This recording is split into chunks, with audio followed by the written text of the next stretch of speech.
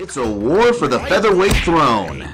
Dan Tom here with MMA Junkie to help you break down the main event for UFC 266 between Alexander Volkanovski and Brian Ortega. Volkanovski, who's been asserting himself as one of the featherweight greats by beating the greats in Jose Aldo and Max Holloway, will look to further cement himself into the history books as he continues to tack on technical pieces to his game that has analysts like myself fawning over the ways he can control at a pace of a fight as well as punctuate the exchanges of one. However, he's going to have to get past a dangerous opportunist who has proven that he too can point fight in Brian Ortega. Of course, since his failed bid for the title against Max Holloway, we've seen Ortega completely reboot and reset his game.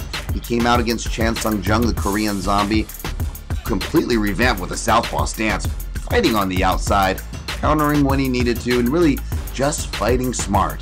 At the time of this video, the odds makers and the public are siding with Volkanovski, the champ, in the neighborhood of -170 with a comeback on your underdog Ortega in the neighborhood of +136.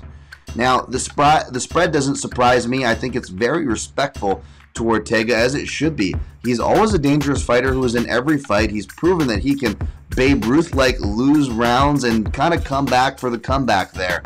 He doesn't have to have the best winning percentage to gain the ground that he's gained to get himself into these title opportunities. Now you add in that he's fighting smart, revamping, he can fight from either stance, and what you have is a very dangerous contender who I can't be confident in picking against. However, if he does decide to play a similar game with Chan Sung Jung that he did with Volkanovski, and this fight does go long into the championship rounds, well, I can't help but side with the fighter who's been playing that game longer and I believe does it more layered, from the phase changing to the little punctuations of exchanges. I really like Volkanovski's left hand that he finishes with. I think that the leg kicks and calf kicks also could be live, but it could also be a very close and dangerous fight. So for that reason, I am not going to be incredibly confident, considering that the margins that Volkanovski may have to once again win by, but I will pick Volkanovski by decision. That being said, nobody should be sleeping on Brian Ortega, and if he does get the finish, I can't really say that any of us should be surprised. It's going to be a fun one. Check out my in-depth breakdown over at MMAJunkie.com, where you can find results this weekend.